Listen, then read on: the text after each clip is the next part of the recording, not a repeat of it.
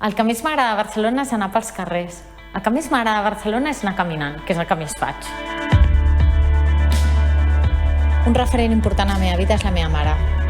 Per això porto el seu cognom. Jo de petita volia ser metge.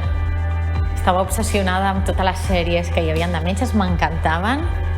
M'encantava la idea d'ajudar la gent. I, de fet, jo vaig fer economia perquè volia intentar entendre com funciona el món. Per això primer vaig tenir una carrera més acadèmica, per això vam tenir projectes europeus en l'àmbit més social, des de feina que havia fet en alguns països africans fins a feina que havia fet a les Filipines, i amb la voluntat aquesta, de veure com pot ser útil a la societat.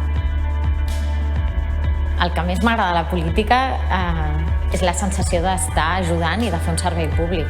És molt gratificant quan arribes a casa després de 12 hores d'estar fora de casa, a vegades 14, i de pensar, avui he pogut resoldre això, això i això. Intento treballar amb molta sinceritat i parlar a la gent amb molta sinceritat. Segurament a vegades soc excessivament transparent, però no ho puc evitar i no vull evitar-ho. I soc obsessivament treballadora, que suposo que és una virtut. A vegades soc massa exigent amb tothom, perquè soc molt exigent amb mi mateixa i a vegades potser ho trasllado massa a tothom, no ho sé. I la mateixa transparència, que crec que és una virtut, doncs a vegades hi hauria de posar fre.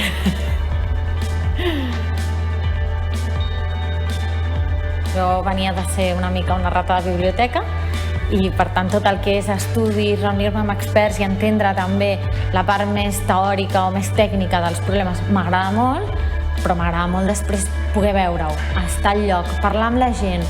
I la veritat és que estar treballant per la ciutat i veure les coses i tocar-les i que siguin reals ho fa una experiència molt gratificant. El que més m'estimo de Barcelona, la seva gent. És que jo toco molt a la gent, toco molt, soc molt propera. El que em trobo molt és gent que té ganes d'abraçar-te. I la veritat és que és preciós. A mi m'emociona cada vegada i m'agrada preguntar a la gent d'on són, quins problemes tenen. Sobretot, la majoria el que em diuen és molta força. En un moment tan difícil a nivell de ciutat, a nivell nacional, la veritat és que és un impuls d'energia, notes el suport, notes l'estima. Com hem entrat en una espiral de degradació, en una espiral de desil·lusió, gairebé de resignació per una part de la ciutadania. Que hem de trobar la il·lusió, l'orgull, l'empenta, les ganes de tirar endavant, la reafirmació de dir jo soc Barcelona, jo també soc Barcelona, tu també ets Barcelona, la Barcelona la fem entre tots. I aquest esperit, que ha desaparegut perquè activament se l'ha encarregat, és el que és important que tornem a recuperar. Jo la Barcelona que veig és una Barcelona de futur, optimista, lluitadora i exitosa.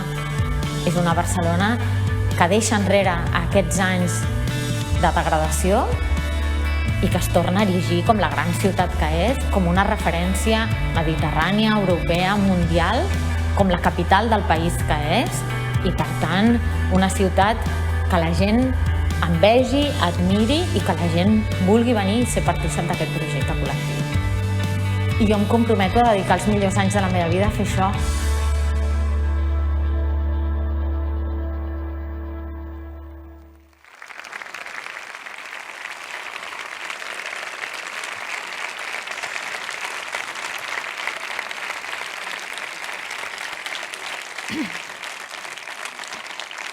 Molt bon vespre. Moltes gràcies per ser aquí. Moltes gràcies per venir a compartir una estona per parlar de Barcelona. Això és el que hem vingut a fer aquí. Disculpeu que anem una mica endarrerits, ja sabeu com és el trànsit a Barcelona.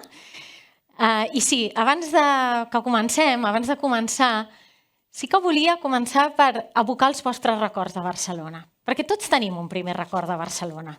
Un record més enllà del que és l'entorn íntim, del que és l'entorn familiar, un record de ciutat. Quin és el vostre? Potser les golondrines, els coloms de plaça Catalunya, el parc d'atraccions de Montjuïc, el floquet de neu. El meu primer record de Barcelona com a ciutat, és el laberint d'Horta. El meu oncle, que ja no és amb nosaltres, ens hi duia a jugar amb els meus cosins i per una nena de 7 anys el laberint era un indret màgic, era com estar dins d'un conte. Ja sabem la dita de que qualsevol temps passat va ser millor. I segurament mirant enrere pot semblar-ho. Érem petits, tot era nou, teníem una ciutat per descobrir i un munt d'il·lusions i de somnis per fer realitat. Però la Barcelona dels anys 80, la Barcelona on jo vaig créixer, la Barcelona que vosaltres també heu vist, era una ciutat bruta i grisa. Era una ciutat que vivia d'esquenes al mar. Una ciutat amb una problemàtica social molt complexa, amb barraquisme enquistat, amb uns serveis socials molt deficitaris, amb una delinqüència rampant, amb moltes diferències entre els barris. Però aquella Barcelona tenia un somni. Aquella Barcelona tenia un somni i amb ella tots nosaltres. El de ser una ciutat lluminosa i oberta al món, catalana i cosmopolita, culta i guapa. Una ciutat d'oportunitats per a tothom, els que ja hi érem i els nouvinguts. Una ciutat igualitària i justa, que ens fes sentir orgullosos a tots i que puguem passejar el nostre barcelonisme per tot el món. I aquell somni es va fer realitat. És la Barcelona que tots hem conegut i la Barcelona que el món ha reconegut. I aquell somni va poder ser realitat gràcies a l'esforç de tothom durant molt, molt de temps. Perquè aquí a Barcelona ningú ens va regalar res. Però aquella ciutat que teníem, aquella Barcelona que teníem, la que estimem, l'estem perdent. L'estem perdent dia a dia. I per això us he convidat avui aquí. Perquè vull compartir amb vosaltres que jo no em resigno a seguir per aquest camí. Que jo em revolto a seguir per aquest camí. Perquè sé que una Barcelona millor és possible i us ho vull explicar. Al llarg d'aquesta estona aniré insistint en 3 idees. La primera, que qui ens governa des de fa 6 anys ens havia promès una Barcelona saludable i social, però en realitat ens està deixant una ciutat bruta, insegura, empobrida i caòtica. La segona idea, hi ha una alternativa per Barcelona. Hi ha una alternativa de futur, de progrés, de benestar, una alternativa sostenible. I la tercera idea, aquesta alternativa només la farem realitat si ho fem entre tots. Comencem.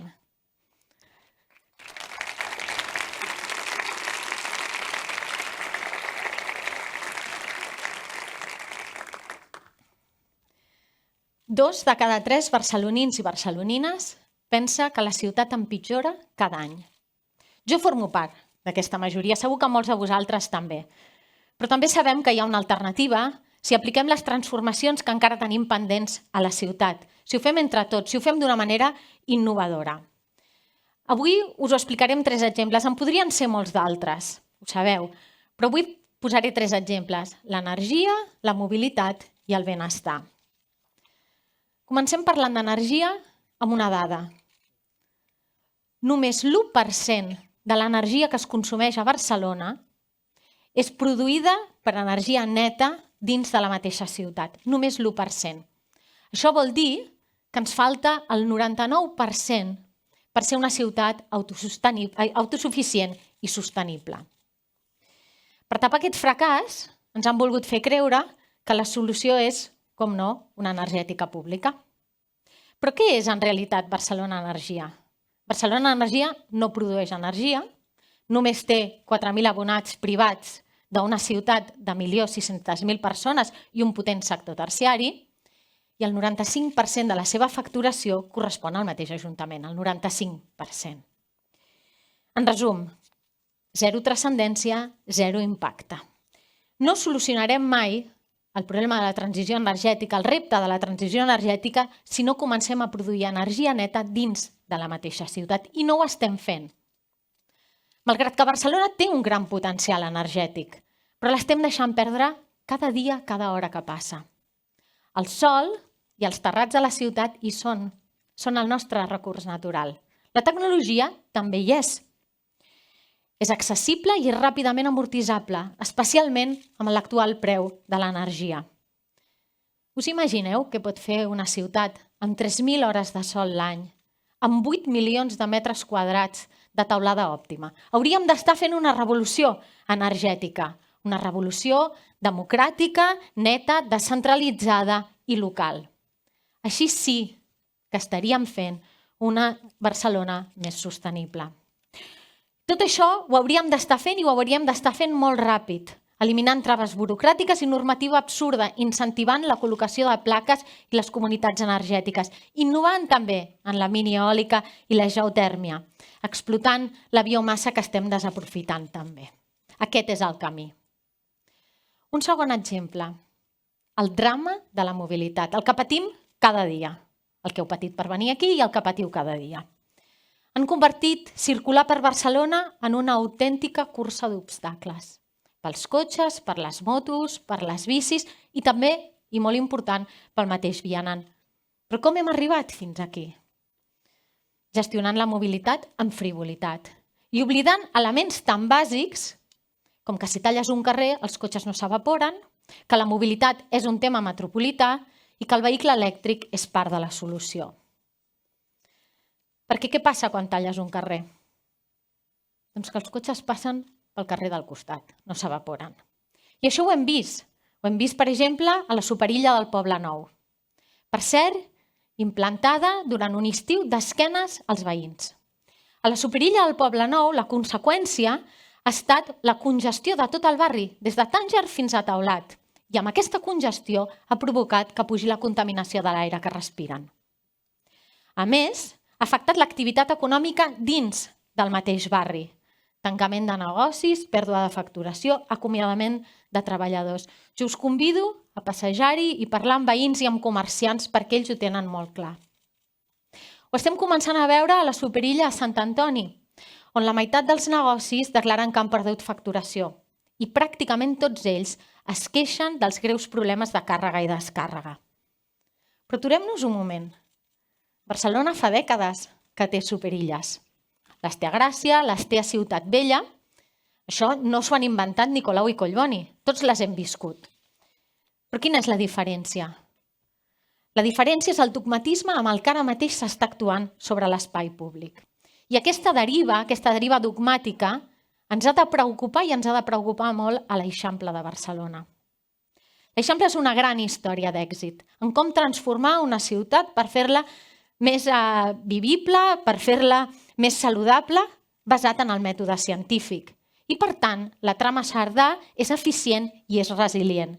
Si actuem sobre la trama Cerdà, hem de tenir en compte aquest fràgil equilibri en el que se sustenta. Les darreres actuacions fetes durant la pandèmia en base a pintura de colors, a blocs de formigó, han dut l'Eixample al col·lapse. Avui, creuar l'Eixample suposa cotxes atrapats, congestiona els carrers i, per tant, més contaminació.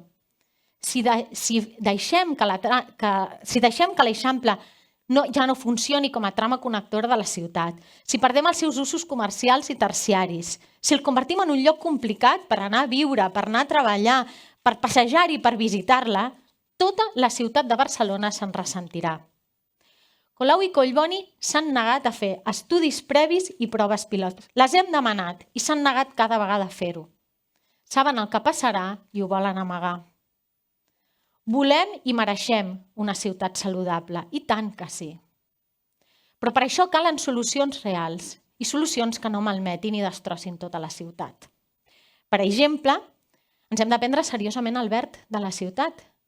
Penseu quants metres quadrats tenim de façanes i de mitgeres per enjardinar-les. Els interiors d'illa que tenim abandonats, els terrats on no hi passa res, les places dures que es poden transformar en places verdes i mirar de connectar tot el verd que existeix a la ciutat. Així sí faríem un aire més net, així sí faríem una ciutat més saludable. Però sobretot, en el tema de la mobilitat, el que necessitem són solucions metropolitanes. Per què cal que siguin metropolitanes? Doncs perquè el 85% dels barcelonins no utilitzem el cotxe per anar per la ciutat. No utilitzem cap vehicle privat, el 85% de nosaltres. I, de fet, del 15% que el fa servir, gairebé la meitat va en moto. Unes motos perseguides com mai a la història de la ciutat. Per tant, tallar un carrer dins de la ciutat no solucionarà el gran problema de mobilitat que tenim. El repte que tenim són els centenars i milers de cotxes que cada dia van i entren entre Barcelona i l'àrea metropolitana, entre Barcelona i la regió metropolitana. Aquests cotxes que van i tornen cada dia. Però és que volem que tota aquesta gent, d'una altra manera, però volem que segueixin entrant i sortint a Barcelona. Perquè Barcelona la fem gran entre tots. Els que hi vivim, però també els que hi veniu a treballar. Els que veniu al teatre i a un concert.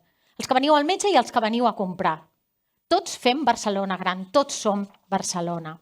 Malauradament, tenim l'Ajuntament menys metropolità dels darrers 40 anys. I això es trasllada a que no donen resposta. Cada dia 400.000 persones fa servir Rodalies. 400.000 persones, malgrat la impuntualitat, malgrat les vagues i malgrat el fet de la saturació que tenen els convois. Es triga més a venir des de Manresa avui que el 1936. Imagineu-vos quants cotxes podríem treure d'aquests que entren i surten de Barcelona cada dia si Rodalies funcionés bé. Necessitem projectes que afavoreixin aquesta intermodalitat a nivell metropolità.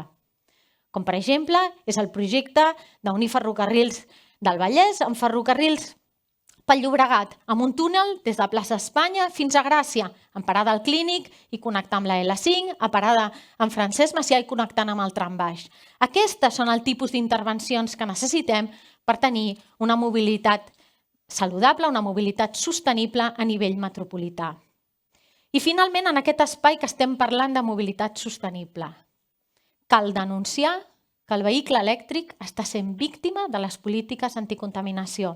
I com a resultat, la taxa d'electrificació de la flota és molt, molt baixa. Les dades que tenim són alarmants, perquè durant el primer trimestre d'aquest any, mentre a Noruega un 57% dels vehicles nous eren 100% elèctrics, a casa nostra és un marginalíssim 2%. No podem perdre més temps. Necessitem instal·lar carregadors a gran escala i que realment incentivar aquest vehicle elèctric, perquè així no només reduirem emissions, sinó que també reduirem la contaminació acústica que patim tots i ajudarem a incentivar la indústria de la Gran Barcelona. La resposta és innovació, la resposta és llocs d'ocupació de qualitat, la resposta és sostenibilitat i economia anant de la mà. Aquesta és la manera de fer una Barcelona verda, una Barcelona connectada, una Barcelona saludable. Finalment, com a tercer exemple, en aquest bloc de les falses promeses. L'actual govern municipal havia de ser la garantia per una Barcelona social, igualitària i de benestar. Però la realitat és que avui les desigualtats han crescut i la ciutat s'empobreix. La realitat és que no s'han fet ni polítiques socials eficients i s'està enfonsant l'activitat econòmica. I, per tant, s'estan perdent oportunitats per a tothom. Ho hem vist amb les polítiques d'habitatge. Es va prometre que acabarien amb tots els desnonaments, perquè, és clar, era només qüestió de voluntat política. La realitat és que Barcelona és la ciutat de l'Estat amb més desnonaments. Van prometre que hi hauria 8.000 pisos nous de lloguer social. La realitat és que n'hi ha menys del 10%. Van prometre que els joves barcelonins es podrien emancipar i la realitat és que el preu del lloguer ha pujat un 35% i que aquesta és la primera preocupació entre el jovent. Ho hem vist també amb les polítiques per a les famílies.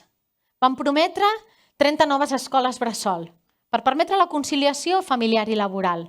La realitat és que n'han fet 6, les 6 que ja tenia en marxa l'alcalde Trias. Van prometre que acabarien amb la pobresa energètica que impedeix escalfar moltes llars a la nostra ciutat.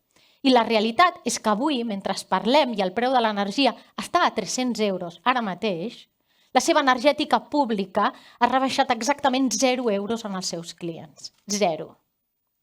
Van prometre que liderarien les polítiques socials i la realitat és que les entitats més petites del tercer sector social pateixen per rebre les subvencions, al dia pateixen per poder fer la seva feina.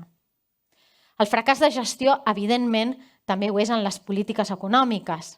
Van prometre, per exemple, resoldre el problema dels locals comercials buits, el que afecta a més de 3.000 baixos a la ciutat. I la realitat és que en compraran 60 de més de 3.000, un miserable 2%. En definitiva, tots són invents, tots són ocurrències que sí, et permeten fer-te una foto i sí, et permeten fer un titular. Però el que necessitem no són ni fotos ni titulars. El que necessitem són solucions. Perquè no farem mai una Barcelona social sense fer una Barcelona de progrés i una Barcelona d'oportunitats per a tothom. Però l'Ajuntament no ho posa gens fàcil. No ho posa gens fàcil quan triga més de 8 mesos en donar una llicència. No ho posa gens fàcil quan puja els impostos gairebé un 20% en plena pandèmia. No ho posa gens fàcil quan l'urbanisme tàctic és un problema pels barcelonins per anar a comprar a les nostres botigues. No ho posa gens fàcil quan desconfien de tothom i destrueixen la col·laboració públic-privada i públic-social que ha fet gran la nostra ciutat. I sobretot, quan obliden que la política més bàsica de l'estat del benestar és la seguretat.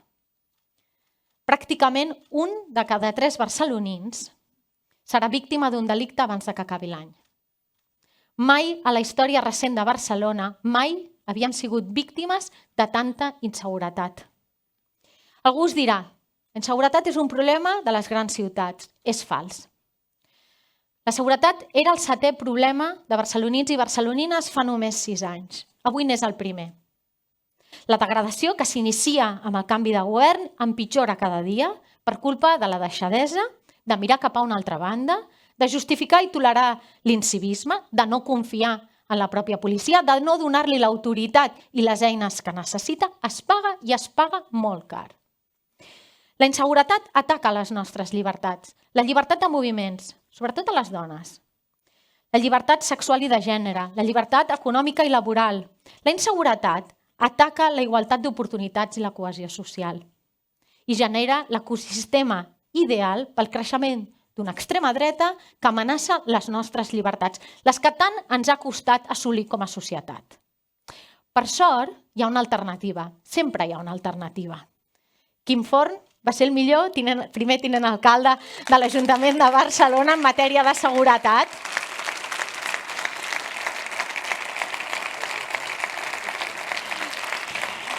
Quim Forn va ser un referent arreu d'Europa i Quim Forn sempre és en el nostre equip. Gràcies, Quim.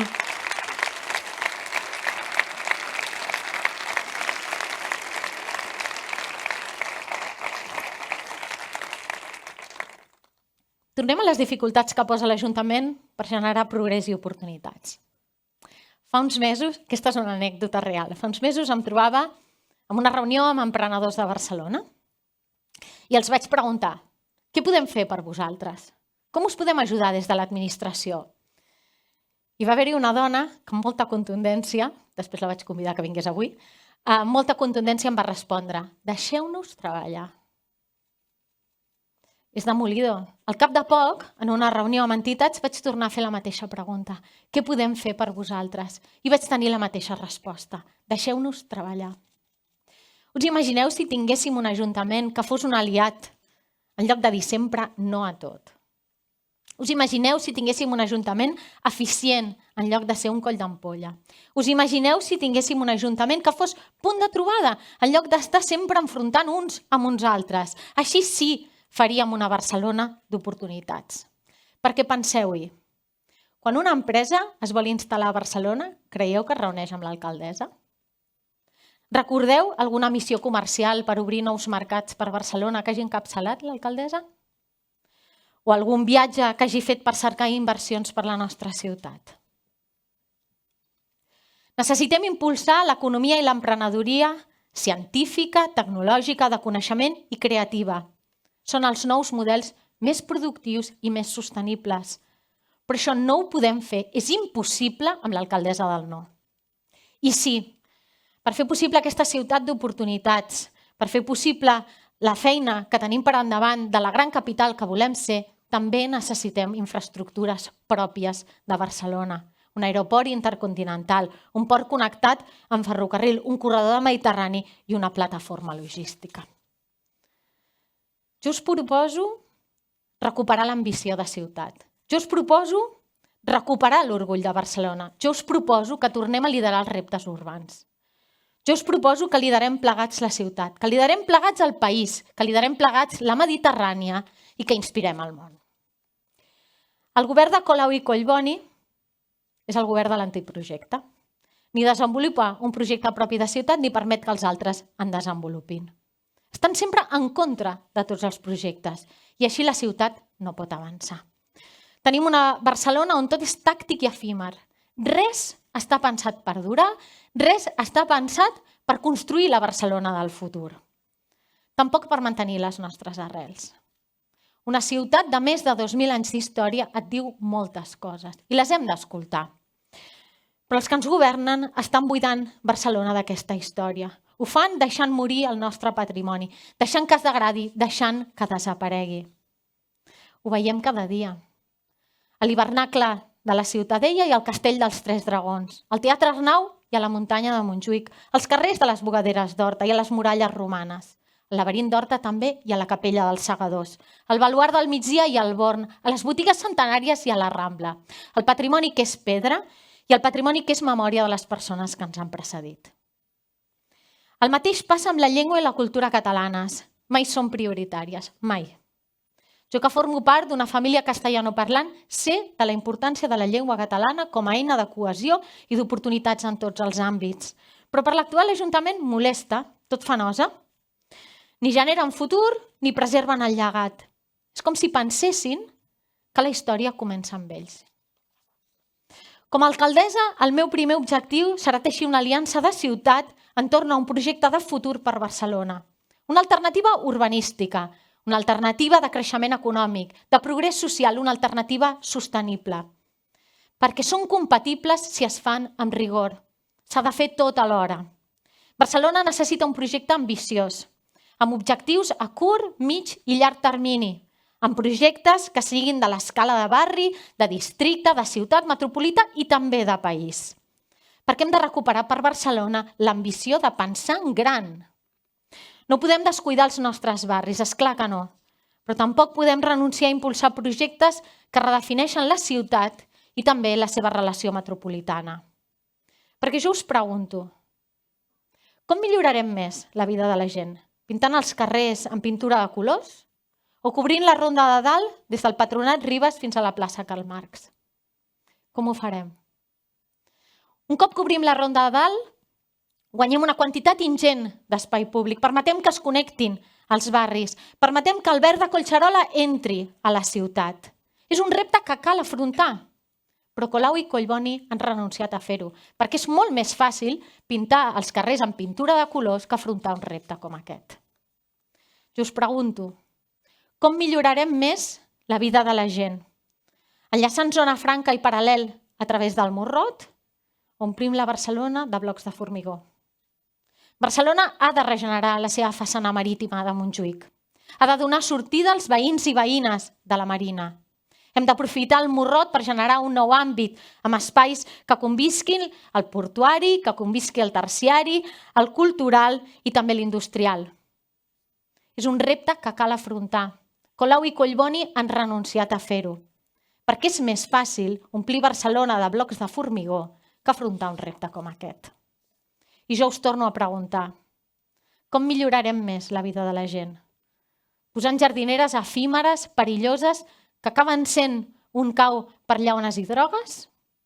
O obrint el parc de la Ciutadella als barris que l'envolten i també al mar? Connectant aquest pulmó de la ciutat amb altres espais verds com és el corredor verd del Passeig de Sant Joan.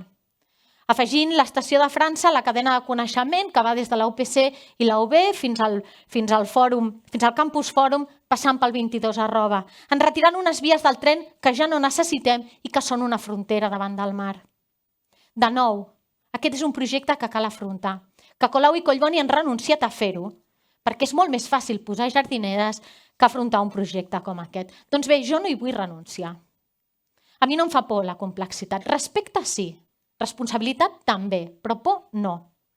La por a impulsar grans projectes no ens pot paralitzar, perquè quan una ciutat com Barcelona s'atura, en realitat està retrocedint. I vaig arribant cap al final.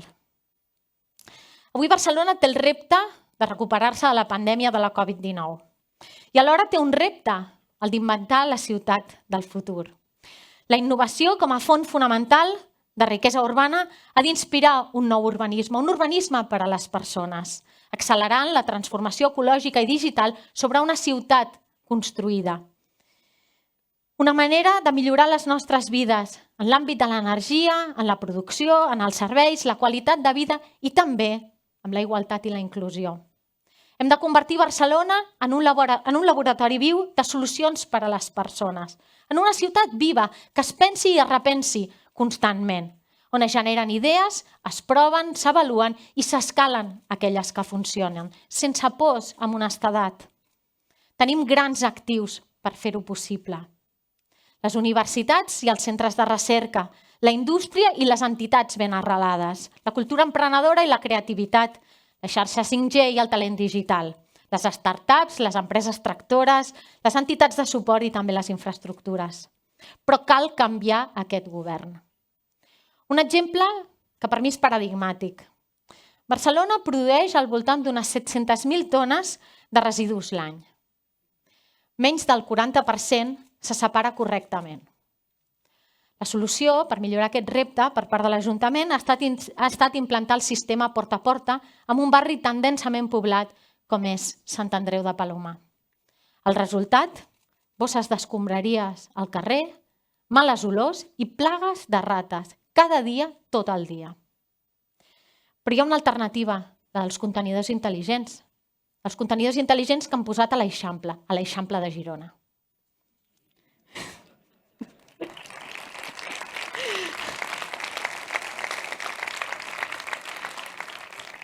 Les imatges parlen per si soles. Anar cap endarrere o construir el futur. De veritat que a vegades sembla mentida que nosaltres mateixos ens diguem que som la capital del mòbil. Barcelona ha de fer de Barcelona. I això vol dir que s'ha d'imposar el rigor i no la frivolitat. Les dades i no el populisme. La ciència i no la demagògia.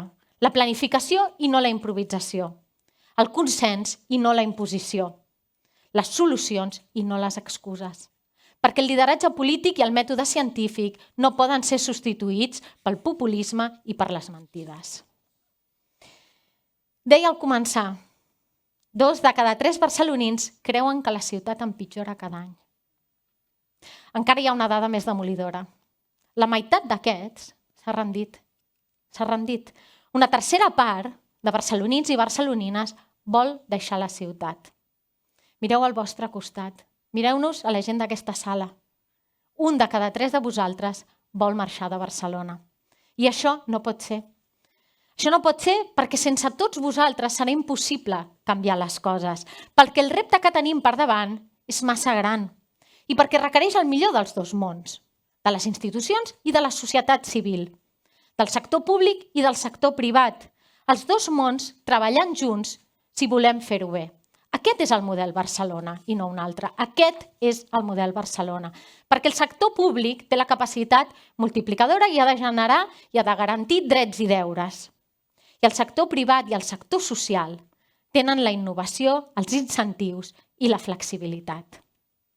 Hem de creure en el poder que té Barcelona, hem de creure en el poder que té la seva gent. Tots vosaltres, cadascun de vosaltres. Sou vosaltres els que feu gran Barcelona. No us deixeu mai dir el contrari. He volgut començar amb un record de Barcelona, el meu, el del Laberint d'Horta. Un indret màgic per mi i segur que per moltes generacions de nens i nenes d'ara i d'abans. Esperem que també ho pugui ser per generacions futures, però ara mateix això només és un somni. El Laberint d'Horta exemplifica perfectament la deixadesa que pateix la nostra ciutat. De fet, som en un gran laberint des de fa massa temps. Aquesta és la mala notícia. La bona notícia és que els laberints tenen sortida i, per tant, ens sortirem. Ens sortirem perquè el nostre entusiasme i la nostra il·lusió són molt més grans que la degradació i el desànim on ens volen recloure. Ens sortirem perquè el poder que té Barcelona i la seva gent són infinits. Deia Josep Maria de Sagarra, jo confesso que el meu barcelonisme és desesperat, que el meu entusiasme per la vila on vaig néixer no té límits. I és exactament això. El meu entusiasme per Barcelona no té límits. I per això em rebel·lo, em revolto davant d'aquest laberint, em revolto davant d'aquests que ens governen, o millor dit, desgovernen la millor ciutat del món. La meva ciutat i la vostra ciutat. Jo no claudico, jo no em rendeixo. Perquè sé que en aquesta revolta no estic sola. Sé que som molts que no callem i que no ens rendim. Perquè cada dia hi ha més gent que estima Barcelona que diu prou. Perquè vivim en una cruïlla, o degradació o il·lusió. Fem junts la Barcelona que es vol gran, la Barcelona que se sap gran, la innovadora i oberta al món, la que està plena d'oportunitats, la Barcelona on la gent hi vol anar a viure i no fugir-ne. Barcelona ha de ser una capital global. Barcelona és la capital de Catalunya, és la capital d'una nació i ha de ser capital d'estat. I per això us convido a tots vosaltres, convido a tots els barcelonins i barcelonines a dir prou, a teixir una alternativa, a guanyar Barcelona per tots els que l'estimem, a recuperar la Barcelona que estimem. Mirem per sobre de projectes personals, d'ideologies, de mirades a curt, mirem la ciutat. Jo estic disposada a deixar-me la pell, aquest és el meu compromís, en construir una alternativa per Barcelona, a guanyar Barcelona per tothom, els que hi som i els que vindran. Perquè els nostres fills i nets puguin mirar enrere i dir n'hi ha que no es varen rendir, n'hi ha que es varen aixecar, i aquests som tots nosaltres. Encara hi ha gent, encara avui dia hi ha gent, que em pregunta per què em quedo a lluitar per aquesta ciutat. I la resposta és molt senzilla. Perquè estimo Barcelona i lliurarem aquesta batalla. Moltes gràcies per venir, moltes gràcies per escoltar-me i moltes gràcies pel vostre barcelonisme desesperat.